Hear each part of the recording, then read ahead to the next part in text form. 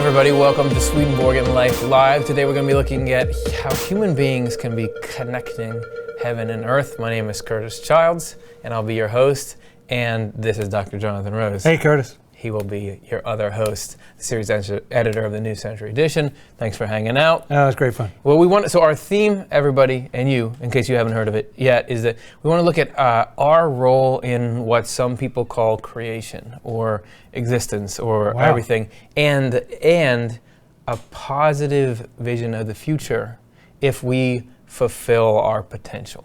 Wow, there's a potential there we haven't fulfilled? That's right. Okay. And this whole show is a follow-up from last week where we had a show called How to Make Every Experience Spiritual. I was going on and on. This was a talk that I'd given at a conference about near-death experiences, the Wisdom of the Near-Death Experience Symposium in Austin, Texas.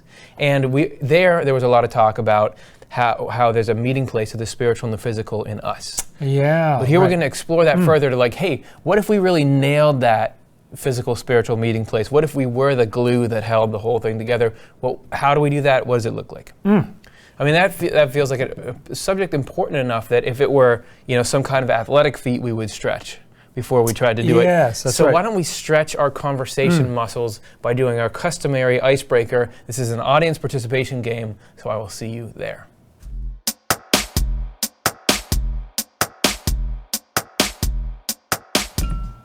If this is your first time, thanks so much. I'm amazed that you're still here because you were probably looking for something else and yet you stuck around. What we do in this beginning part is we answer a question and you answer a question and we hear what your responses are and you hear what our responses are, so we can kind of get on the same wavelength. And it's a chance for us to peer into the mind of the web at large and see what do people think about stuff. And how this works is you're in the chat on YouTube, you type your response in as we give ours, and at the end of the show, we'll be cataloging all your responses, we'll read them all out, and we'll get that much closer to each other. So this is a question that we're all going to answer here today. It goes like this. When you reflect on it, are there ways that you realize God worked through you? This is a central, could there be something more central as a tenet of Swedenborg's worldview than that the divine is able to operate through us as a mechanism, that we are conduits for that? And yet how do you know when it's happening or when it has happened or something like that? I just know it's not happening right now. Right. But how, exactly. And it's a strange, it can seem kind of like an alien, counterintuitive, unbelievable concept, but has it ever seemed pretty plausible based on how life has gone? Or when does it seem plausible? Well, the main thing I guess that I would say is that there have been times when I've given a talk or I'm in a counseling session or something like that. Okay, and this is kind of both. You're counseling me and giving a talk. Oh, that's nice. Yeah, I hadn't thought about that. Yeah, that's great. Sorry, continue. And not necessarily in real time, sometimes in real time, but sometimes afterwards, just from the person's feedback, you realize, wow, they were really touched by something. Like I guess I was in the zone, at that particular time, the thing I said was the right thing to say or whatever. And then from the impact on the other person, you realize, oh, I think that worked. I can tell from the way that they're in. They got something more than I myself knew that I was passing on or something. Yeah, right, I got you. For a very traceable example of that, on this channel, there is a videotape, whatever that's called now, of when I was giving a talk. It's called A Day Trip to the Afterlife. And I was having that experience of while it was going, I was really feeling like, well, there would be these video breaks, and during every one I would go back and think, I'm not doing a very good job of this, but afterwards, people were like, oh, this thing touched me, that thing touched me, and you realize, no, there's something there's information getting through that I didn't get in the way of somehow. Yeah, so right, exactly. That's well put. And it's interesting to me as I try to answer for myself, do I feel like God is coming through? I always feel like something is coming through, or very tangibly, because, for example, writing, and this is whether it's like writing music, which I've dabbled in a bit, or even writing stuff for this program, it very clearly feels like, oh, here's a fully formed idea, let's just write it down before it escapes, rather than I piece it together from the existential building blocks. Like especially if you've been thinking about something, and you're stuck or you don't know how to handle it, and then you wake up first thing next morning and bing, it's just the whole idea is right. Yeah. That seems like God's in that somehow, because why didn't you think of it the night before? Absolutely. Or even just when I have some like head story that I've been going round and round about, and suddenly there's a new thought. But where it gets tricky is there's a little hesitancy in me to say, well, God wrote that through me. Because isn't that attaching this grandiose importance to it? But Swedenborg says that God is doing stuff immediately through heaven, through people, all the time. Anything good, actually. And in a kind of partnership. Yes. So you're still part of the equation. Yes. You can take some of the credit, some of the blame, or something. Yes. But that's a good point. So, like, let's say I just suddenly busted into an amazing song right now. It was the most beautiful song. It still wouldn't be saying, I'm not going to try it. It wouldn't be saying, like, that was God. But if it was, it would be like, this is God coming through a Curtis. So it's X% tinted by how Curtis is. Right. And it would be different, quite different than if I burst into song. All right. So anyway, I feel like we kind of like rambled around that thicket a little bit. I would love to hear what all of you think. There's certainly times when I feel like I wasn't prepared for something, but then it turned out better than I thought. So it's not a lot of a stretch to me to think, oh yeah, but not like just like that God is constantly something, an intelligence that's outside of our little compositing mechanism is putting things together earlier on the assembly line, and then we're getting that feels. I love to try to construct my life in such a way that I have little sort of dream catchers to catch those things when they come through. Like a way to record it or write it down or something like that, because they'll just come at various times. True story. He has like a little handy recorder, and I'll often pass him walking in the halls, and he's like, something important. Or when I'm driving or whatever. That's right. Well, 2 hands on the wheel. Okay, everyone, looking forward to hearing your responses. Now that we've gotten warmed up, let's tackle our important question. Look at how can we turn on the power switch.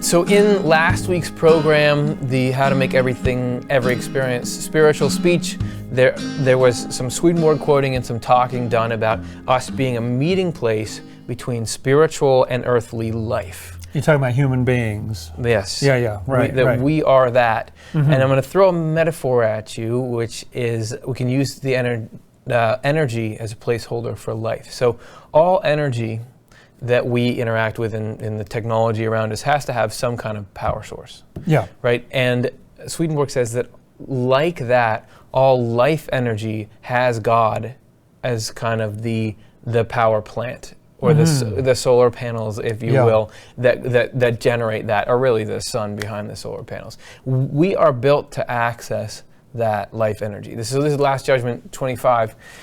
Angels have also said that there is within every human an innermost or highest level of life, or an innermost and highest something, where the divine nature of the Lord flows in first and most intimately. Like a divine, or innermost and highest something. So we have some kind of line in there. I love the fact that he can't really define it. I could call it a level or what. It's just a something. It's something like this. The angels called this innermost or highest something the Lord's gateway to us and his quintessential dwelling within us. Oh, that he actually dwells within us somewhere. Yeah. Yeah. So we have this connection, and it's a something, and it's tangible. And so to continue with my energy metaphor. Oh. This most elegant of machines, a clip-on fan.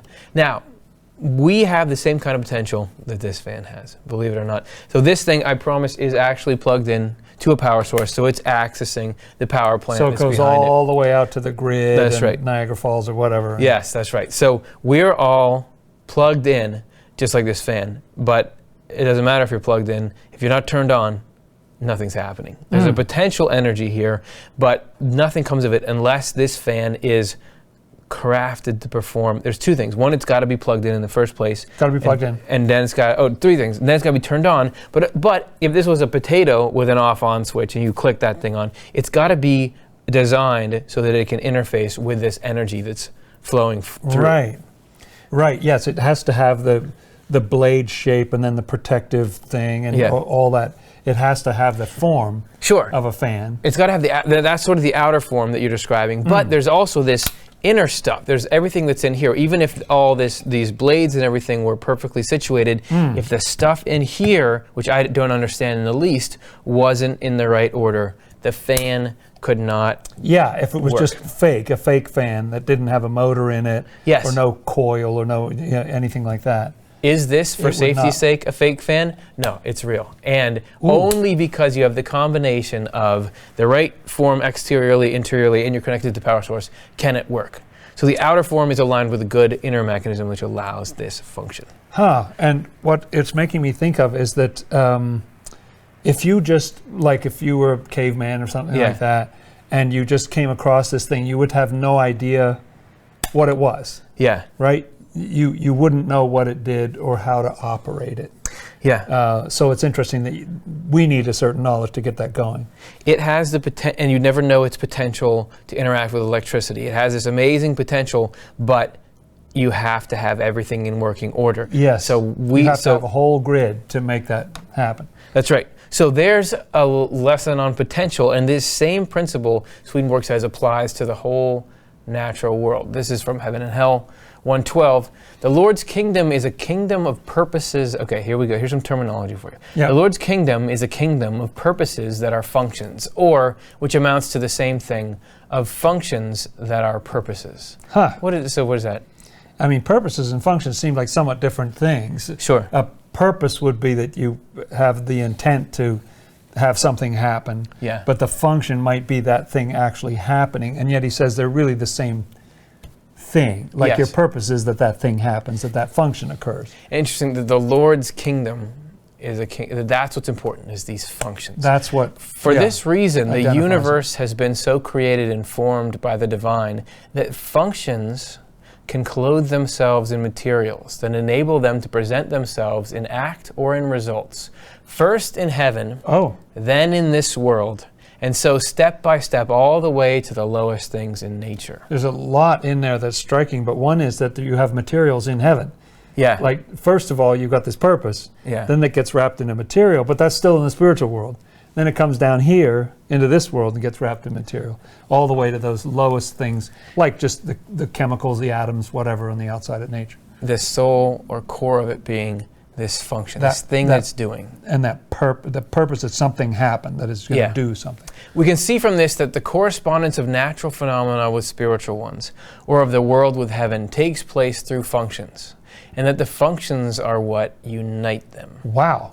So functions actually unite the physical world with the spiritual world, he's saying. That's the basis of the correspondence, not by shape. Yes. It's by function. So in order to really get correspondences, we got to start thinking in terms of functions. Let's do this and see if we can't do it throughout all the different levels of the physical world. And let's start Degree of with difficulty. Let's some try. animals. All right, here we go. We are familiar. Hey, look at that. There's a bird right. There's like a whole nature documentary going on over here. We're familiar with the form of animals. Most 2-year-olds can pick out these animals by their form. But really what you're looking at here is not first a form, but a function. That these things are shaped like they are, they're all performing functions. So this is the classic long-necked giraffe, and its long neck is not just to be a long neck. The long neck is grabbing foliage that's inaccessible. This thing is a workhorse throughout its life. The long legs are similarly there for traversing large distances. All these things, the reason they look like they do, the thing that sets them in that direction is the thing that they do. The form follows the function.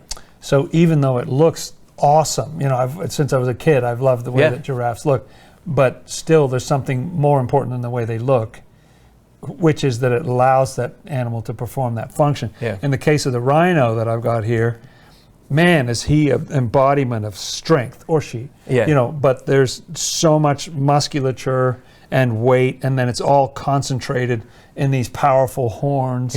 And so it's set to do a very different thing. And that's, again, that horn is not there for decoration or something like that. It's made in such a way that all this power can be connected there and really do some damage that needs to be done. And so this is thinking about the function. We're thinking about not how they look, but first what they do. What they do. You think about what a giraffe does, and it's actually, nothing is actually doing things in isolation. There's a role within the larger ecosystem. Right. For example, you have symbiotic relationships that happen in nature. You can see there's these oxpecker birds on top of this giraffe here, one on a Cape buffalo there. You see the little red beaks there. Yeah, and so part of, all these animals have their mediums they have to navigate. This is shaped how their wings are and how the hooves are and everything on the animals. But when these two come together, there's new functions happening, because this bird is eating parasites off of this big mammal, and that is this is both giving a food source to this bird and a cleaning service to the animal. So this oxpecker is not only getting food, it's changing the health of the giraffe population. So you think about this bird and what does it do? What's its function? There's more than just the things it does for itself. There's the ripple effects of what it does. That's right. That's right. In this case, a very close partnership with an entirely different kind of creature. And so you might think animals are the most with it and sentient. They're the ones who do things. But Swedenborg is, which is not a totally novel idea, but just constantly riffing on how everything is doing something. Going to the plant level of life. We're familiar with this. It's a sweet potato. Sweet potato. But yam. Yeah. Is that the same thing? I think so. Okay. Garnet yam, something. I don't know. But why is this thing shaped like a sweet potato? It's because it's not, first and foremost, a sweet potato. This is a battery for a plant. This is a bunch of stored energy. It's not shaped that way so that you can tell what it is in the food store. That's right. It's shaped that way because, that's a benefit, but it's shaped that way because it was storing energy. The amount of energy it had to store shaped how big that was, and what shape it is. That's right. The other stuff you find in the grocery store, this seed-bearing stuff like cucumbers and fruits, those things taste good and are like they are, so the seeds will get eaten and transported around. That's right. A really tangible example is these little helicopter things. You see they have this really extravagant, cool-looking shape, but the shape, we all know the shape is a function. It makes them do that. Was that a good throw? It makes them fly. Yeah. And that's the whole reason why this thing is big and long, is to power that flight. But even that flight is not just flight for the sake of flight. We're transporting this seed so they can get farther away from the tree. So you see the shape, first of all, but what the essence of it is the thing that it's trying to do. And you think about it, it's shaped like a wing before, anybody made aircraft or anything like that. It's amazing that it's shaped that way, and it spins around and the seed acts as a weight, and then it whirls around in the air and can land far away from where the original tree is and spread the species. And those are all like the functions, but the purpose is the tree species. That's right. And what it's doing. The tree has an intent that says, hey, I want to keep this thing going. That's right. So the way flowers are, you have the arrangement of a flower is to make it accessible to certain pollinators or broadly accessible by pollinators. So this one's very wide over there. This one is suited to a particular, maybe even one species in some cases, that has a long enough bill and beak. Yeah, to get in a long, narrow tube and everything. So the form of this flower is a doing form. It looks cool, but it's really about what it's doing, even down to the mineral kingdom, as they used to call it. You have this awesome piece of non-biological material. This is a conch shell.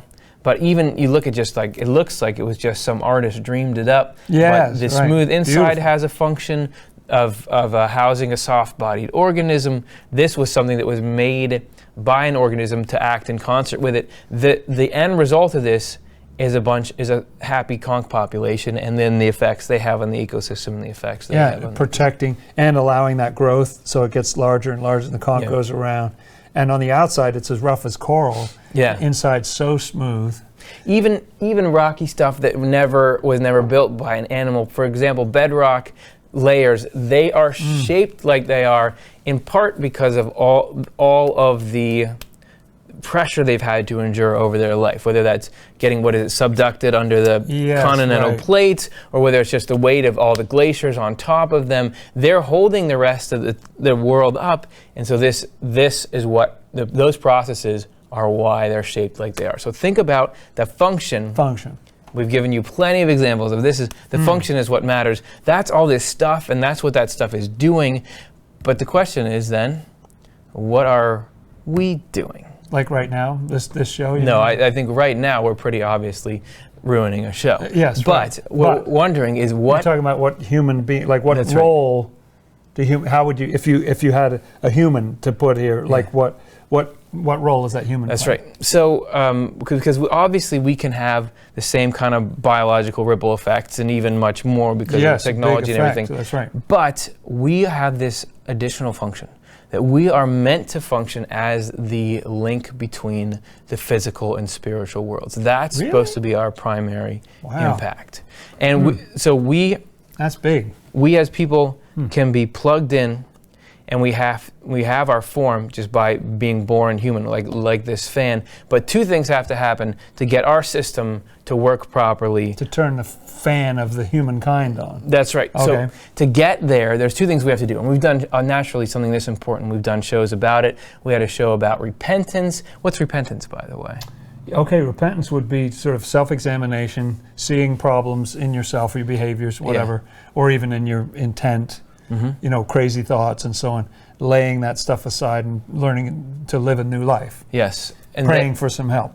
And then we did another show about regeneration. So what's regeneration? Yeah, right. That's really where the result of the repentance process, that love starts to take over in your life. Like you've moved enough junk out of the way that you become love. That's fan repair. Like that is analogous to opening this thing up, pulling out the intervening cobwebs or whatever's going on in there. Yes, whatever's broken or bad in there, or even wired the wrong way around so that it doesn't work or something. That's right. So that's right. What's in us that needs to get pulled out in order for us to work? So even if you've got this set, you've got everything is a beautiful machine here, and you know it's all set. Unless you click this little switch back here, nothing can ever happen. Cool. So how do you turn on the power switch in human beings? That happens through taking action. And this is Heaven and Hell 112. We're back in the same number. As for us, though, our acts, our services, informs to the extent that we live according to the divine design. That is, in love for the Lord and thoughtfulness toward our neighbor. So that's a choice. Like we can not be in love for the Lord and thoughtfulness toward our neighbor. But if we make that choice, then we're in the divine design. To that extent, our acts are correspondences that unite us to heaven. Our acts, so our actions would actually be correspondences that unite us to heaven, okay? You can't make this stuff up. No. Well, I don't know. Maybe something we're doing. In general terms, loving the Lord and our neighbor is being of service. And we know that love of the Lord, love of the neighbor, this means love, kindness, compassion, all that sort of stuff. That here it's mechanical. The fixing of this is mechanical. The fixing of us is moral. And it takes a while. Yeah. That's right. Yep. So it takes a while and it's a lot of work, but it's certainly worth it, because if we can get like this thing, you get it plugged in and fixed and working, and it's a fan, right? That's right. It blows air. We're set up to do something a whole lot cooler, and we're going to look at it in part 3.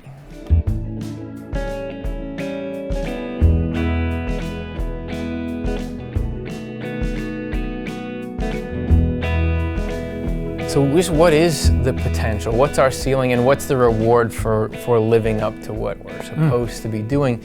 We did a show a little while ago that was about the law of attraction. It was asking, is the law of attraction, as it's sort of known in pop culture, this think about what you want and you'll get it, is that real? Oh, hey, there's a helicopter here. Does that really work? And you can watch the show if you want to see our whole take on it based on Swedenborg, but one of the things that we said in there is that Swedenborg doesn't guarantee that if you start living spiritual or you get your spiritual fan fixed up, that's going to guarantee that your outer life goes smoothly. Yes, certainly not every minute of every day. It can be very bumpy to take that road. It might or might not. However, our inner perspective will get better, and so we can better handle things that go wrong. That's right. And when you get into the afterlife, according to Swedenborg, this stuff becomes very tangible, and all the progress you've made there is 10 times on investment. And you talked about bringing heaven on earth in your talk last week, that by bringing that, it seems like you have to go from the inner self into the outer self, and then that brings the outer self into a more heavenly condition. So you're cycling back and forth in order to get in that better state. Yeah, and so this is all the kind of boring, life is always going to be hard. Even if we work hard on spiritual stuff, you won't get a new car.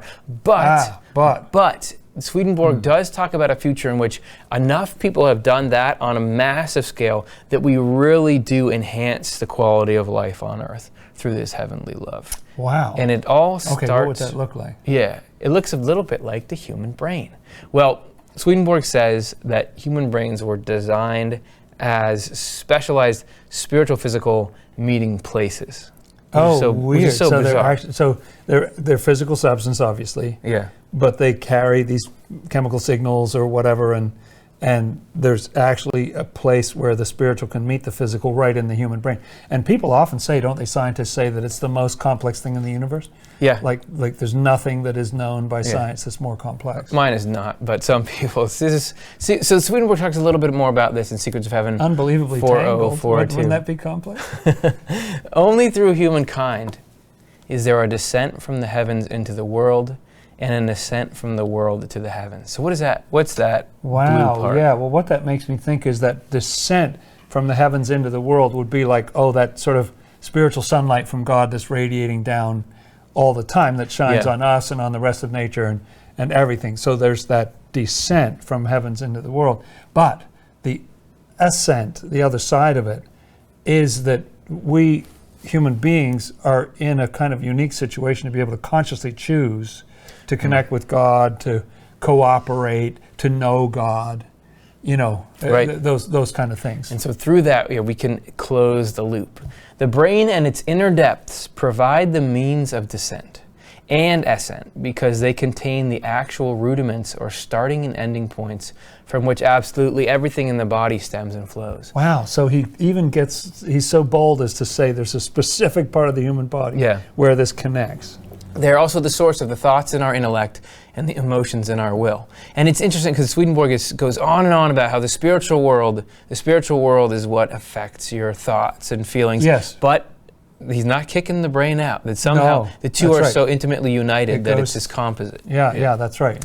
So so there you have this incredible potential in the human brain. And if we were all collectively in the divine design or in divine order, Swedenborg says that this could actually maybe even change our brains and change the way we sense the world around us. And I hadn't heard this till we got this number for the show. This is Secrets of Heaven. A little bizarre. 3702. Prove it. Okay, yeah. Do you take Swedenborg quotes? Evidence that we were created to play this role is the fact that our body is a microcosm, since every secret thing in the world of nature is stored in it. Anything hidden in the ether or modified forms of the ether is stored in the eye. Anything hidden in the air is stored in the ear. What does that mean? Okay, I think what he's talking about is they believe that ether was this medium through which light traveled. Okay. So we could say any characteristic of light. Yeah. Like if you could study the eye and you didn't know what light was, you get some idea because it's totally engineered to receive light. Okay. Like sometimes it's brighter, sometimes less bright. You focus, you can see at a distance, all these kind of refraction things. in the lens or whatever. Right. And sound in the ear the same type of way because these organs receive signals from those media, they're like totally set up to receive that. I think that's what he's talking about. So whatever, and he's going on to list more organs, whatever invisible elements float and stir in the air are stored and sensed in the organ of smell, and those in water or any other liquid in the organ of taste. Okay. The actual changes in the state of those organs are stored away throughout the organs in the sense of touch. Entities that lie still more deeply hidden would be perceived by our inner organs if our lives were in order. Whoa, now wait a minute. So that's the money line right there, right?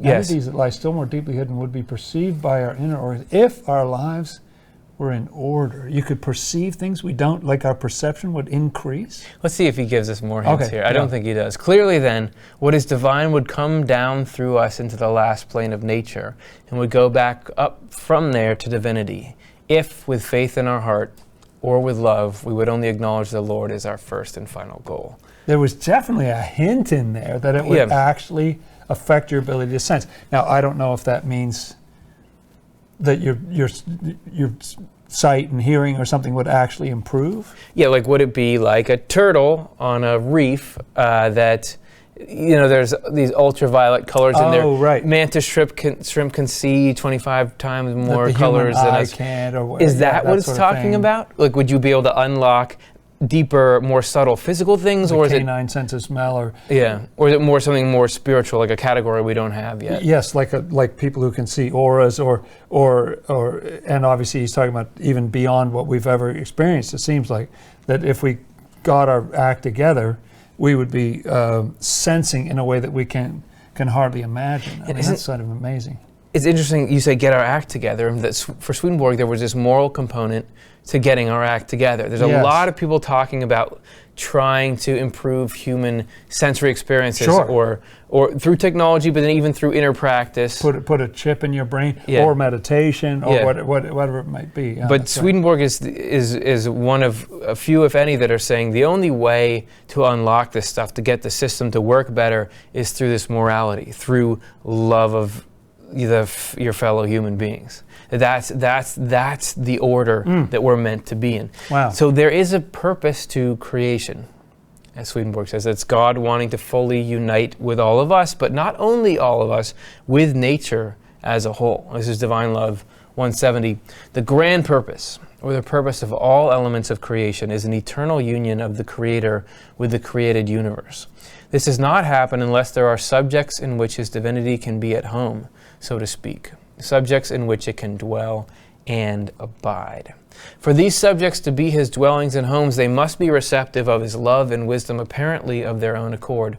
We are those subjects. It's talking about human beings, all right. People who can raise themselves and unite with apparent autonomy. So there is a divinity in everything, but everything is this created system, but we are supposed to create the final linkage that really gets everything humming. Yeah, and just like those birds that are working with the rhino or the giraffe or something, it suggests that we can be in a symbiotic relationship with nature of some kind, where we're helping it, it's helping us. Yeah, because right now, conservation efforts with the human race, we're just trying to mitigate our impact, pretty much. Like stop us from destroying ecosystems. Quite so rapidly. That's right. Replace things we've messed up. But there's this potential that Swedenborg describes of us actually making this system better than it was without us. There's a particular way that divine power is supposed to be channeled into this earthly world through human beings. This is Secrets of Heaven 3702. You're blowing my mind, but keep going. Humankind was created, you're very kind to say that. He was created so that the Lord's divine qualities could descend through us right to the last level of nature and climb from the last level of nature up to Him. In this way, humankind would be an intermediary, uniting divine with the world of nature, divinity with the world of nature, and the world of nature with divinity. Through humankind as the uniting medium, the very last plane of nature would be alive with divinity. Like even gravel or something. I don't the very know. outermost layer. Yeah.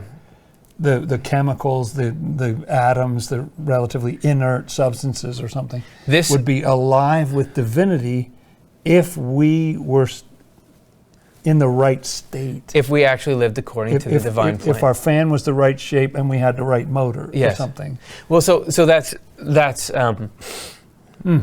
two questions for me. So what does it mean to be alive with divinity? And are you there?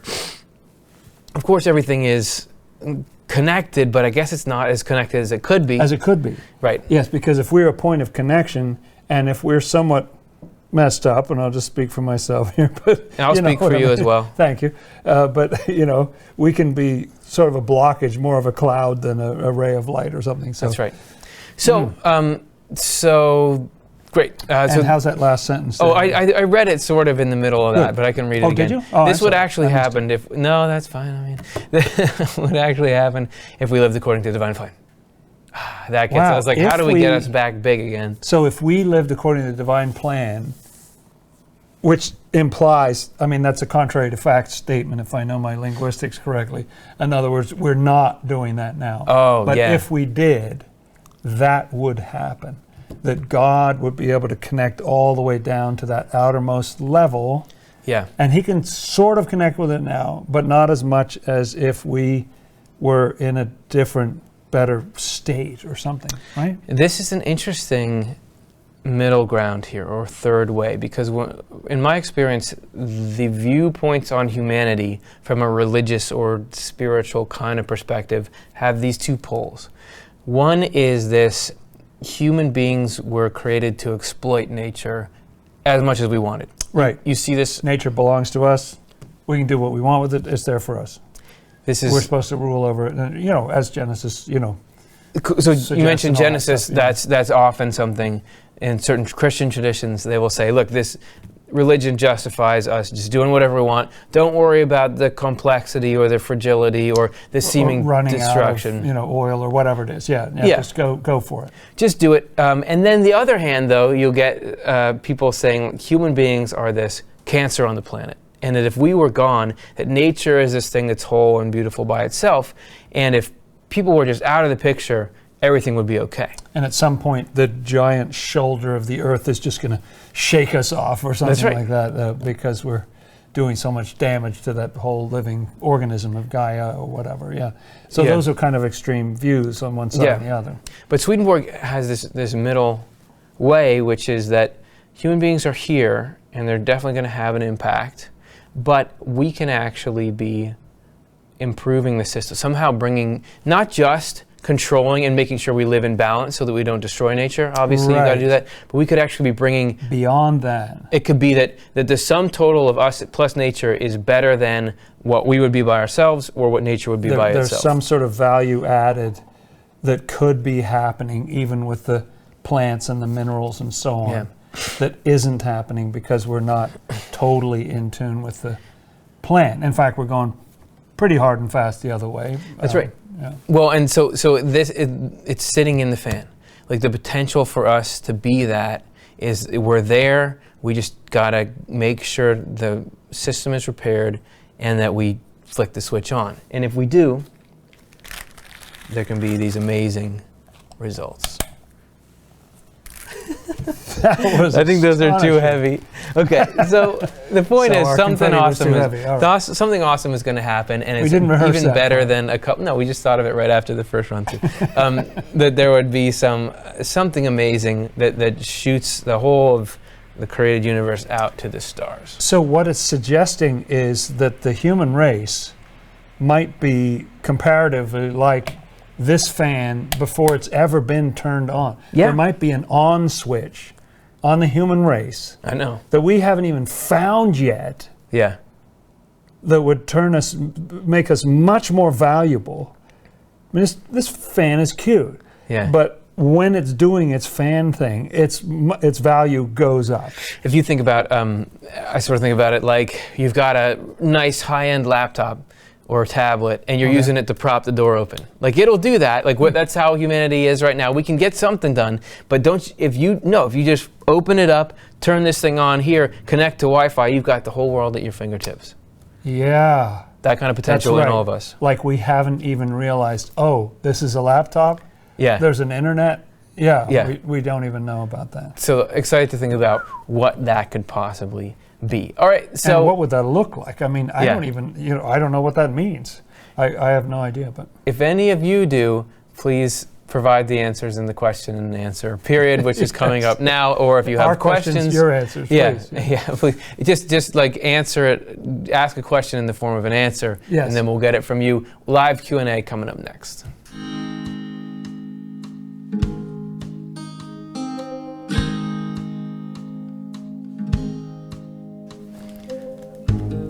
Thanks, everyone. I heard you like the confetti. I mean, not just anyone can do stuff like that. On live TV. Yeah, speaking of doing cool stuff on live TV, let's see if we can't get some questions from you, our audience. If you're in the chat room, just type them in right now. We'll take a few as they come in. Let's get to our first question. Jennifer Childress asks, is the veil thinning like I have heard? Are we closer?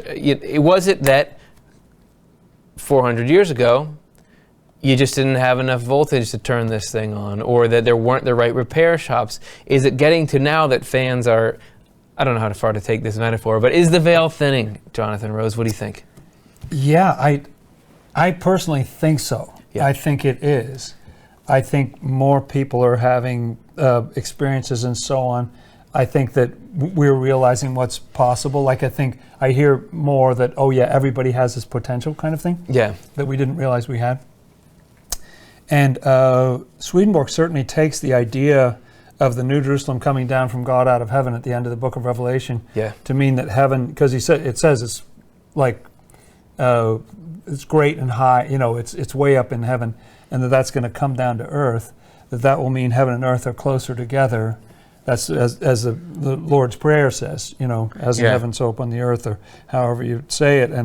And so I do think we're going in that direction, and that's supposed to be part of what's unfolding here.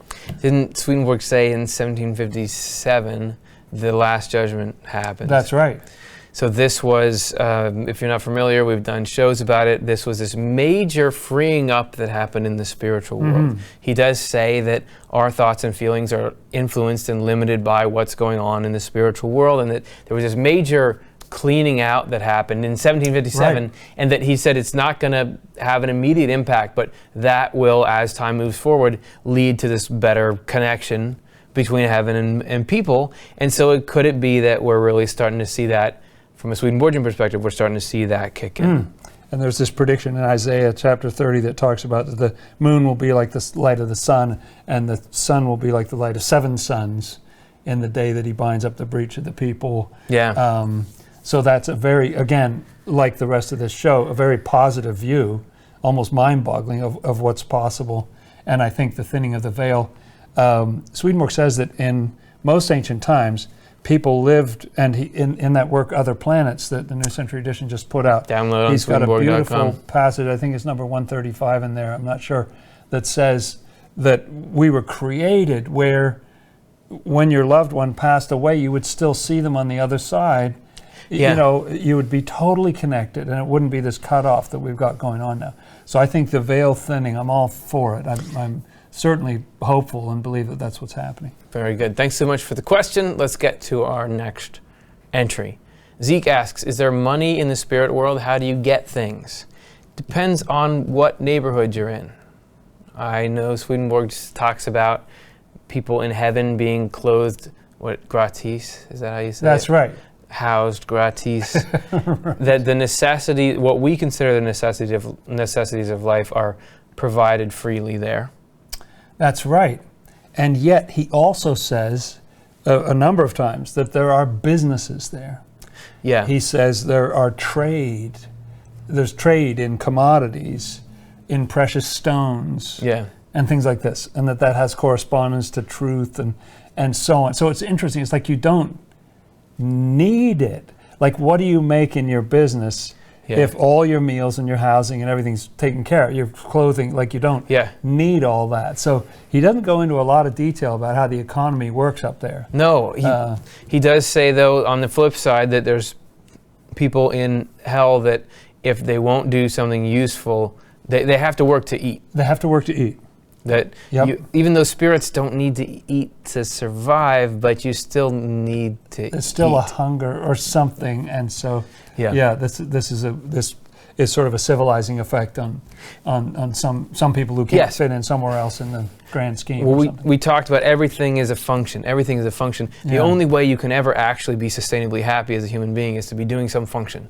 And so if you're in a hellish state of mind and I'm not going to do anything, you need that motivation, because your life will get much worse if you're not doing anything. So that's why there would be this permission of, okay, well, you got it. You got to, if you work, then you'll get because you can't be satisfied by loving the idea of the help you're doing. Fine, you can get food. You want food? Yes. Yeah. That's a way. That way. And Swedenborg also talks about experiences where he sees people who are obsessed with money.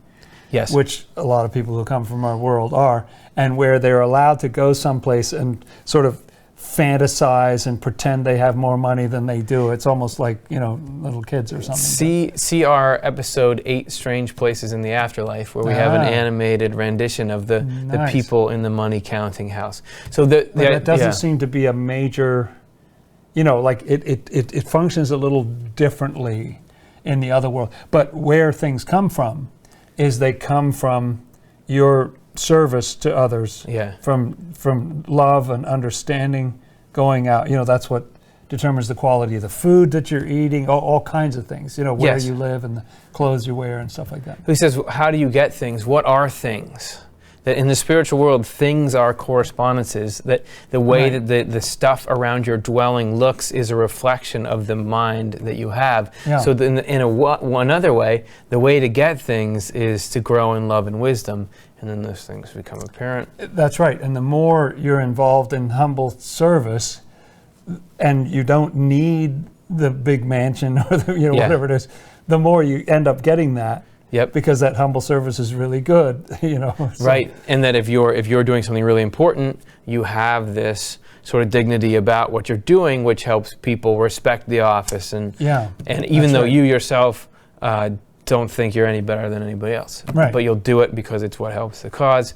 So again, yes, a big, not a huge, thorough discussion of economics would be a fascinating one. That's right. And one last point on that is that he does describe, and he comes back to this a number of times, that heaven is a world of wealth, of abundance, and hell is a place of poverty. It's a place of poverty, of like the place is unclean, they're not nice, you don't have nice vegetation or what. He does kind of describe it in those sort of economic terms. Sure, and that here, wealth and poverty don't follow morality at all. You can be a perfectly nice person and a good person and be in degrading circumstances, and you can be a total jerk and have a lot of stuff. Or you can be a good person and have money, be a horrible person and be in poverty. It's just not a one-to-one here. No, but there everything is a manifestation of what's inside you. So but people again, we could talk about this forever, but people in hell wouldn't necessarily think they're poor. They would think like this is the life you want. But seen from spiritually, you don't have any goodness and truth. You look that's real spiritual poverty. That's right. Let's do another question before we run out of time here. Katrina Marshall asks, did Swedenborg study the endocrine system? I would say yes. He studied all the systems. That was his day job before he became a revelator, right? That's right. And he published a couple of books. I don't remember specifics in there, but he certainly studied all the different systems of the body as far as they were known at that time, and even came up with some things that people hadn't known. I just don't know exactly what the state of knowledge was about the endocrine system in the mid-18th century or something, but he was very, very interested in glands in general, in the even identifying that the cerebral cortex was glandular in nature and whatever. And I don't know if I've ever, or you can come across a spiritual worldview that's more tied into the body how it is. That everything goes back, read his journal of experiences, everything goes back into the way the spiritual world interacts with the different parts of the body. The body is a map of heaven. The body is a map of the divine design. The body is of utmost, and again, not in form, like we were saying in this show, but in function. Like what the body does. What it does is the shape of heaven. How it processes fats or absorbs, carbohydrates or whatever. That's right. That's right. That's right. Okay, good. Let's just say that one more time. 1, 2, 3. That's right. That's 8:47. We got our time for like another question. I would say. Let's take another one. Pace Yourself asks, did Swedenborg ever say anything about the future of the planet or mankind on it? So, I mean, he never talks about Earth versus not Earth, like that humanity could migrate or something. He just talked about the future of the human race. Right, and he says that the human race will never end. He says that the world will not be destroyed, so he's not into a rapture or some other, like he doesn't take the destruction of heaven and earth that's talked about in the Bible in some places. He says that's to be read spiritually. There'll be no end to the reproduction or whatever, the continuance of the human race and all that. He certainly said, predicted beautiful things for the future. There'd be increase of love, increase of presence of the Lord, greater knowledge of correspondences, better love relationships between people, some little things. Even to the point where he says that if our heredity, we're born with loving ourselves more than God and the world more than our neighbor, and therefore we are born into a kind of ignorance.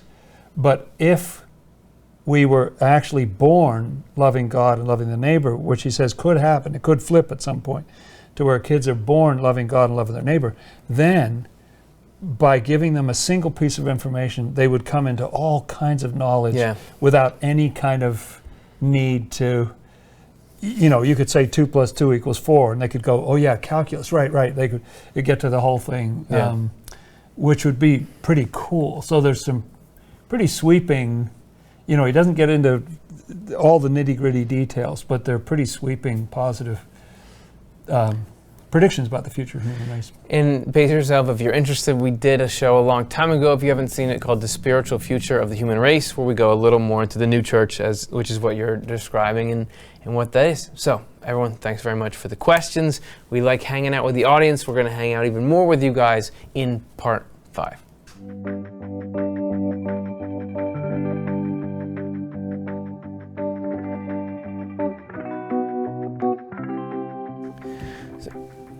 So we're saying that this live show is sort of an echo to the pre-recorded speech from Austin show we had last week. Well, when I was in Austin, a fan of our show offered to give me a ride while I was there. His name is Robert, and I took him up on it, and he got me some breakfast, and it was really awesome. We had a good long hangout, and we were in a park there, and I thought, hey, could we do a little interview? Because, we have these guest interviews on our show.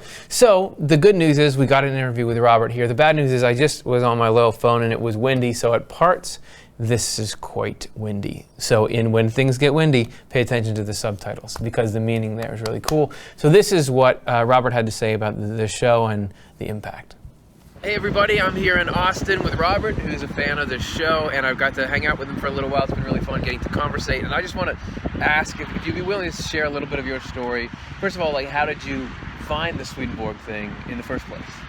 Okay, so I had been researching paranormal just as a hobby now that I'm retired, and I joined a Google Plus group that is paranormal, and I expressed my frustration in that G Plus group about Christians. I became really disillusioned with Christianity, and I'd been serving, volunteering in the church and everything. I was saved a long time ago, got baptized in the Baptist church. And a friend of mine on the Google Plus group recommended Swedenborg. So the first thing I did was... Had you ever heard the name before she... No, I'd never heard of it. Okay. And I was surprised because I'd studied older theologians in the 1800s. And a lot of the commentary that you get on your Bibles are from Christians in the late 1800s, early 1900s. They're not contemporary. Right. So it wasn't surprising to me that there was someone else that I hadn't heard of. But the first thing I did was I watched one of your videos. Okay. Do you remember which one it was? Let me think about it. Which one? It was... I'm just always fascinated of what was that very first experience seeing the videos and you're what's this? Well, I've paid you this compliment that I think you're such a great host, and so it made it easy to watch, and it was fun to watch. And so I forced him to say that. Yeah, no, seriously, he's a fantastic host, and so thank you. I remember that, and I'm always forgetting his name, the doctor that you're with. Dr. Jonathan Rose. Dr. Rose. He was there, and I thought the way you two bantered with each other and explained things, and you gave your perspective and he gave his perspective, I thought was absolutely fantastic. And I think it was on The Secrets of Heaven. Okay. Yeah. That I watched. Yeah. So you saw it, and what did you think? You thought this is something interesting? Yeah, I thought it was something interesting, and I thought it was great. And of course, I was a police officer, a detective for a long time, so my antennas were up, and I wanted to make sure that this was the real thing. Yeah. And I kept watching, and then I would go to the next video, and then I downloaded all the books and put them on my iPad. Nice. And started reading all of it, and I kept looking for something that contradicted with my Christian faith. Yeah. And I just couldn't find anything. So even when you got into the books, you're reading them, you're still feeling no, this is good, I like it. This is good. Yeah. And I remember the turning point specifically was on the Trinity, and the explanation about how that Swedenborg's view of what the Trinity is, because the traditional Christian view of it is kind of confusing. It's kind of like three guys, one guy, it's kind of confusing. And I remember that was my turning point, that I was going to stick with Swedenborg from that point on. That's awesome. And so you did stick with Swedenborg. So yes. why? Like, was he doing something for, like, what are you getting out of it that you're able to, apply to life, make life better with? What do you sort of use it day to day? Gosh, there's just so much in Swedenborg that helps me with day-to-day problems. Yeah. Gives me answers, gives me hope. I'm not at all worried about it. Yeah. In fact, Swedenborg has made me anxious for what happens because it's going to be fantastic. I think it's just going to be fantastic. That's a reversal, right? Yeah, I think it's going to be fantastic. I think I'm going to see my grandmother. I was raised in a really abusive home, but my grandmother lived with us, and she would take me in her bedroom when things were getting bad, close the door, read the Bible to me. Wow. And she and I would share a Coke. And so that's why I have my love of Coke today. You got a good association with that, yeah. Yeah, I've got a good association with it. So I'm a Coca-Cola-holic. Yeah. I have to say the whole thing. Yeah, that's right. I'm not a Coke addict, I'm a Coca-Cola addict. Right. And she read to me the Bible, and I feel like she saved me, Yeah. She planted that seed in me, and so I'm really excited to see her again. It's beautiful. When that happens. Yeah. That's great. Well, I just really appreciate getting to hear some of your story. And I'm just glad to know that the Swedenborg thing is improving life and helping you connect with the stuff that's been important. And I really appreciate you taking a little bit of time. Is there anything else you want to say? Gosh, there's so much I would say, but Yeah.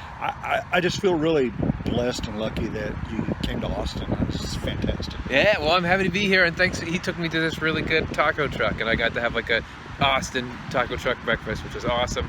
Robert, so nice to meet you, and I hope that Swedenborg continues to be a good tool for you on your journey. Yeah, Curtis, been blessed. Thanks so much. All right.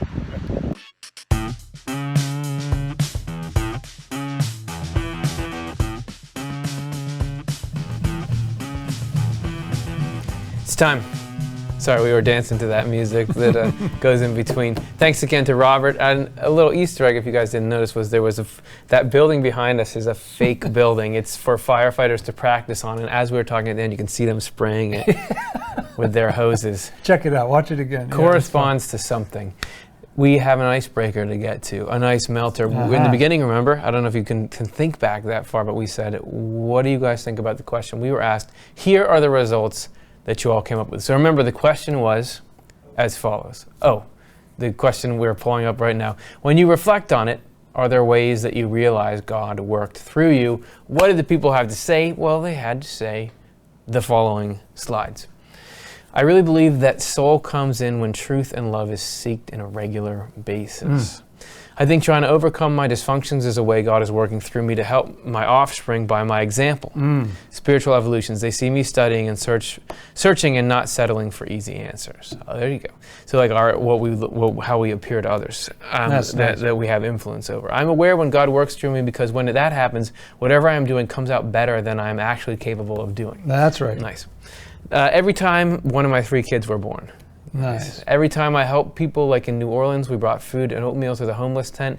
People wanted God in the single-digit temps here and blankets and such. Yeah, that's right. That's really tangible, isn't it? We are all the atoms that make up the celestial body. Nice. I know God has worked through me when I give people information they didn't need that I didn't know. It just somehow flows in. They need that I didn't know. It just somehow flows in. Oh, so that's you just correct. have it when you need it. You didn't know it yourself, but you hear yourself saying it. Right. Whenever I do something good and feel peace and bliss, like helping someone. Yeah. I think when I work on some group projects at work and it seems that things fall in with what others are doing and it all fits together and works. Nice. God works through me when I am of service to others and forget about myself for a brief moment. That's great. I seem to be put in places at an exact right time to save children, even leaving late thinking I'll be late and needed to go and hear, no, wait, and yes, when in the zone or flow. Continuing, yes, I notice that God is working through me when I say something that not even I expected to say, and it surprises me, and I feel that it was God. Like, whoa. That's great. God works through me with humor. I like to paint landscapes, and when I'm in the zone, I feel connected to God. Someone you can get someone you can get random thoughts to help people around you in public. Other times you can see it in a huge way when you think back on things with people that used to be in your life. Only see providence from behind. That's right. You see it more as it retreats. Yeah. When I've prayed for others, helping me to be more alert, empathetic, and listen better, and to ask the important questions. When I forgive, when I admit my sins. When I realize that someone else's social blunder is much less important than that person's feelings and heartfelt motivations. I feel God working through me. Also through that perspective. Yeah, right. I asked God to speak through me when I had to confront my son after I discovered he was full force in an addiction, one of the worst addictions. I could never have done it effectively on my own. Nice. Yeah.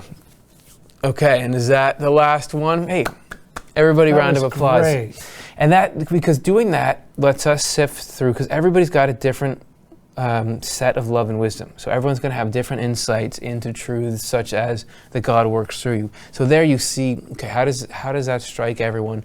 Where do they see God in their lives? And then that lets me round out and say, oh wow, yeah, I'll look for that there. I'll look for that there. So thanks so much everyone for participating. That's great. Speaking of participating, thank you, Dr. Jonathan Rose.